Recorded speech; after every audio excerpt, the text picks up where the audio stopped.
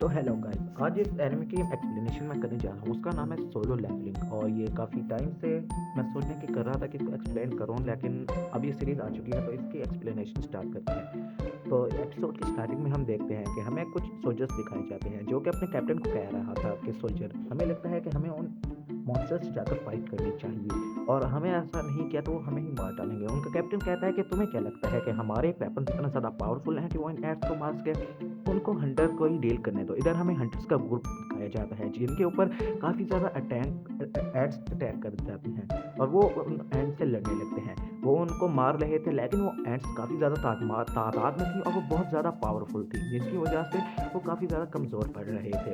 इधर एक आदमी को मार देती है और उसके बाद एक आदमी को मारने के लिए जा रही होती है। वो आदमी कहता है कि क्या यही हमारा अंत है, क्या मैं मरने वाला हूँ? लेकिन वहाँ पर एक और एस्पेंट का हंटर आ जाता है। वो आकर उस आदमी को हील करने लगता है। वो आदमी काफ़ी ज़्यादा खुश हो जाता है और कहता है कि शुक्र है तुम आ गए, तुमने मेरी जान बचा दी। वो एंट्स उस हीलर पे अटैक कर देती हैं, लेकिन वहाँ पर उसका एक साथी थंडर इलेक्ट्रिसिटी की पावर यूज़ करने वाला वहाँ पर आ जाता है और उसको बचा देता है। इधर हमें एक और हंटर दिखाया जाता है जिसका नाम योनहो होता है और वो आकर उन एंट्स से face to face hand hand combat करने लगता है। वो कहता है कि ह्यूक, तुम तो काफ़ी ज़्यादा यहाँ पर जल्दी आ गए। वो कहता है कि मुझे यकीन था कि तुम लोग मुझे आकर बचा लोगे और वैसे भी मैं दूसरे लोगों की जान बचाना चाहता था और इन एड्स में पैसे पहले ही काफ़ी ज़्यादा तबाही मचा चुकी है, तो मैं नहीं चाहता कोई और मरे। इधर एक वाइट कलर की डीमन एंट आ जाती है। ह्यूग तो जाकर सीधा उससे हैंड कॉम्बैट करने लगता है और उसको रोकने लगता है। एक यहाँ पर जो थंडर बॉय था वो ऊपर जाता है और इलेक्ट्रिसिटी उसके ऊपर शूट कर देता है। ये वजह से ह्यूग को मौका मिल जाता है, वो उसका मुंह तोड़ देता है और उसको दूर फेंक देता है, जिसकी वजह से वो पत्थर से टकराकर उसके आर पार हो जाती है और वो वहीं पर मर जाती है। इधर उनके सामने और ज़्यादा डीमन एंट्स आने लगते हैं और ये अपनी पावर अप्स करने लगते हैं। इधर उनका एक और साथी उनको देख रहा था। वो कहता है कि अच्छा, तो उनके ऊपर अटैक भी हो चुका है, उम्मीद है वो सब संभाल लेंगे। उन हंटर्स का साथी अपनी फायर पावर इस्तेमाल करते हुए उन डीमन एंट्स के ऊपर अटैक कर देते हैं, लेकिन वो एंट बहुत ज़्यादा थी तो दूसरे हंटर्स भी आकर उसकी मदद करने लग जाते हैं। इधर हमें 3 साल बाद का सीन दिखाई जाता है। हमें बताया जाता है कि यहाँ पर बहुत ज़्यादा पोर्टल्स खुले थे जिनमें से अलग अलग तरह के मॉन्स्टर्स और क्रीचर्स निकले थे और उन मॉन्स्टर्स और क्रीचर्स को सिर्फ मैजिकल पावर्स वाले बंदे ही रोक सकते हैं। नॉर्मल वेपन्स का उनके ऊपर कोई असर नहीं होता। और आज से कई साल पहले यहाँ पर हंटर्स आए जिनको कि हम मैजिकल यूजर्स भी कह सकते हैं और उनके क्लासेस हैं जैसे कि S A B C D और E। और इन क्लासिफाइज के ऊपर हमें उनकी पावर का पता लगता है। जब एक बार किसी को उसकी क्लास मिल गई तो कितनी भी कोशिश करे वो अपनी पावर्स को नहीं बढ़ा सकता। इधर हमें पोर्टल के सामने का सीन दिखाया जाता है जहाँ पर किंग ठहरा हुआ होता है। वो आपस वहाँ पर ट्रेड मिशंस लेने आए हुए होते हैं। वहाँ पर उसका दोस्त पार्क आता है। किंग तो बोलता है कि पार्क, तुमने तो हंटिंग क्विट कर दी, क्या तुम यहाँ पर क्या करने आए हुए हो? तो पार्क उसे बताता है कि दरअसल मेरी वाइफ प्रेग्नेंट है और अब वो मेरे दूसरे बेटे को जन्म देने वाली है, जिसके लिए मुझे बहुत ज़्यादा पैसे की ज़रूरत है। तो पार्क उसे कहता है, तो किंग उसे कहता है कि सही किया तूने। इधर यहाँ पर हमारा मेन कैरेक्टर चिन्हू आता है जिसको सब लोग ग्रीट करने लगते हैं और सब लोग उससे पूछने लगते हैं उसका हालचाल। इधर पार्क पूछता है कि ये कौन है, क्या ये यहाँ का सबसे ज़्यादा पावरफुल बंदा है?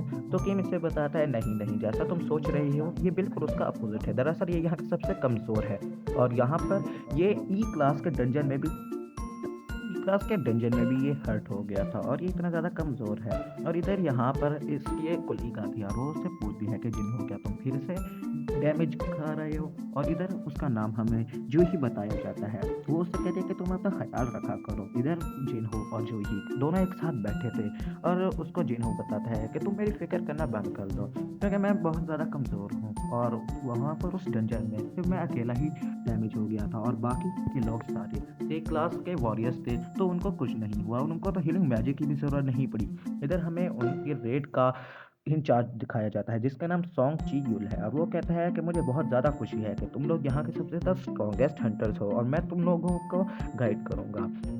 इधर की माँ के उसे कहता है कि बेटे अपना ख्याल रखना। इधर जिन्हो अपनी स्वॉर्ड को देखता है जो कि एक छोटे से डैगर होता है। वो कहता है कि जितने पैसे मेरे पास हैं उसके वजह से मैं सिर्फ इतने ही वेपन्स को अफोर्ड कर सकता हूँ और इसमें थोड़ी सी वेपन एनर्जी है तो थोड़ा कुछ ना होने से कुछ होना बेहतर है। इधर हमें एक बड़ी सी कंपनी का सीन दिखाया जाता है जहाँ पर उसका सर्वेंट पूछ रहा होता है कि प्रेसिडेंट गो, आपकी गवर्नमेंट के साथ मीटिंग कैसे गई? उधर वो बताते हैं गवर्नमेंट चाहती है कि डंजन से मिलने वाले मटेरियल्स को हम गवर्नमेंट को दे दे दें। लेकिन उनकी बात सही भी है क्योंकि हम काफ़ी ज़्यादा पैसे कमा रहे हैं उन डंजन से मिलने वाली चीज़ों से, और इधर वो व्हाइट क्रिस्टल निकालता है। वो कहता है इसको बेच कर बहुत ज़्यादा पैसा मिल सकता है हमें। इधर जिन केव में ही था, लेकिन उसके ऊपर एक पावरफुल गॉब्लिन अटैक कर देता है। वो गॉब्लिन जिन से थोड़ा ज़्यादा पावरफुल था, तो जिन वहाँ से भागने लगता है। लेकिन भागते-भागते वो वापस उसके ऊपर अटैक करने की कोशिश करता है, लेकिन उसका डैगर टूट जाता है और गॉब्लिन उसको ज़ोर का दे मारता है, तलवार उसके पेट में घुसा देता है। इधर पार्क आ जाता है और वो उस गॉब्लिन को मार देता है और जिन को बचा लेता है। इधर वहाँ पर जूही आती है और जिन के पेट से बहुत ज़्यादा खून निकलते हुए देखकर वो उसको हील करने लगती है। उसको हील करने के बाद वो कहती है कि तुम ठीक तो हो, तो जिन कहता है कि तुम मेरी चिंता मत करो, तुम लोगों का बहुत-बहुत शुक्रिया, तुम लोगों ने मेरी जान बचा दी। इधर हमें पता लगता है कि मैजिकल क्रिस्टल्स का यूज़ पावरफुल वेपन्स का बनाने में कर सकते हैं और पावरफुल वेपन्स से हम पावरफुल बीस्ट को मार सकते हैं। और यहाँ पर जो मैजिकल क्रिस्टल्स या फिर हम कहें माना क्रिस्टल्स हैं, वो इलेक्ट्रिसिटी जनरेट करने या फिर पावर हाउस को पावर देने के इस्तेमाल में गवर्नमेंट यूज़ करना चाहती है, और उसकी वजह से वो न्यूक्लियर एनर्जी से कम पावरफुल, न्यूक्लियर एनर्जी से सेफर है और कोल, पेट्रोल वगैरह से ज़्यादा फ्यूल एफिशिएंट और ज़्यादा एनर्जी देने वाली और पोल्यूशन फ्री है, जिसकी वजह से गवर्नमेंट उसको पोल्यूशन फ्री इन्वायरमेंट क्रिएट करने के लिए इस्तेमाल करना चाहते हैं। इधर हम देखते हैं कि जिन की टीम ने जंजन बॉस को मार दिया था और उनको वहाँ से कुछ ज़्यादा खास लूट तो नहीं मिली थी। इधर जो ही उसकी चोट को हील कर रही होती है, उसको कहती है कि तुम ज़बरदस्ती के हंटर बने हो, क्योंकि मुझे तो नहीं लगता कि तुम हंटर बन सकते हो और मुझे तुम्हारी चिंता होती है। इधर जिन काफ़ी ज़्यादा उदास हो जाता है ये सब सुनने के बाद, और वो कहता है कि मुझे सिर्फ एक ई क्लास का माना क्रिस्टल लेवल मिला है और क्या सिर्फ इसकी वजह से मैं अपनी जान गंवाने जा रहा था। उनको एक हंटर बताता है कि यहाँ पर एक और केव है। सभी लोग ये देखकर हैरान हो जाते हैं और कहते हैं क्या ये डबल डंजन है? तो यहाँ पर पार्क कहता है कि हमें लगता है कि हमें जाना चाहिए, लेकिन सॉन्ग कहता है कि नहीं, हमें यहाँ पर डंजन एसोसिएशन को रिपोर्ट करना चाहिए।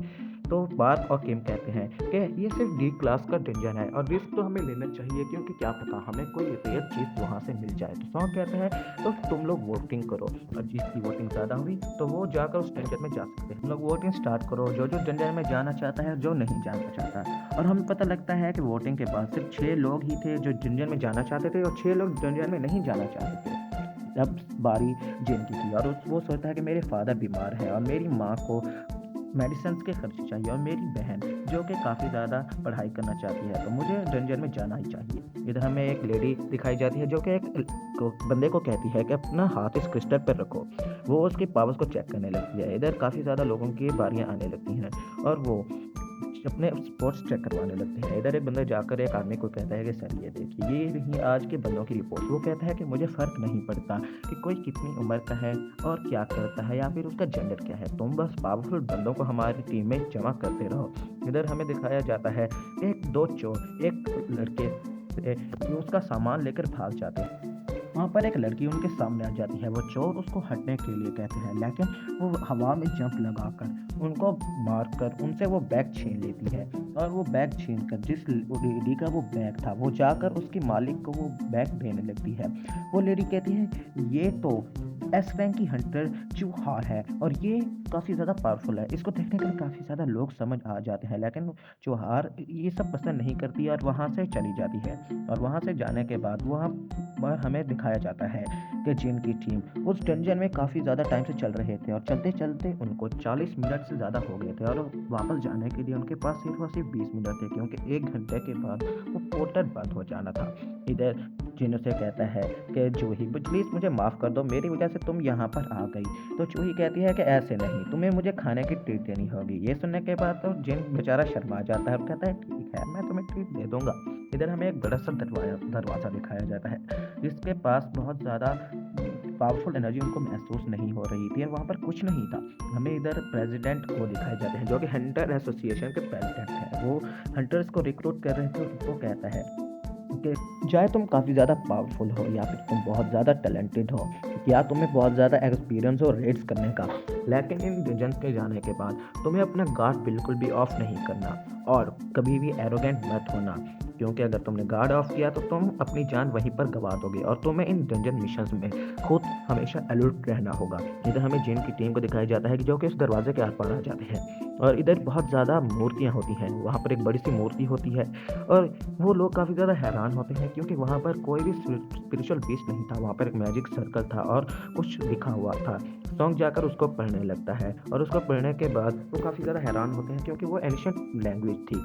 इधर जूही कहती है, "जिन मुझे लगता है कि कोई मूर्ति हमें देख रही है।" लेकिन जिन तो उसके ऊपर यकीन नहीं करता। लेकिन अचानक वो वहाँ का दरवाज़ा बंद हो जाता है और उनमें से एक हंटर कहता है कि मैंने तुम लोगों को कहा था यहाँ पर मत आओ, लेकिन तुम लोग अपनी ज़िद पे अड़े हुए थे।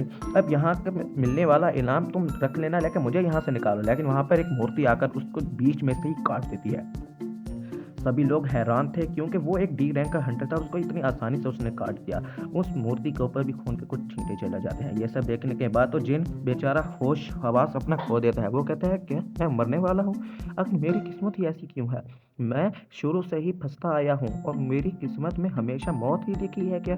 और हमें दिखाया जाता है कि जिन खुद से कह रहा होता है कि मेरे पहले रेड मिशन में ही मैं अपनी टीम से अलग हो गया और मैं किसी और जगह पे खो गया और वहाँ पर एक ई क्लास का बीस्ट आ जाता है और वो जिन को मार देता है, मतलब कि उसको ज़ख्मी कर देता है और जिन काफ़ी ज़्यादा इंजर्ड हो जाता है। वो एक मेज़ में ट्रैप हो जाता है। जिन बताता है कि यहाँ पर माना क्रिस्टल से बेचकर यहाँ के हंटर्स पैसा कमाते हैं और उन हंटर्स को नए-नए वेपन्स मिलते हैं माना क्रिस्टल बेचते हुए पैसों से।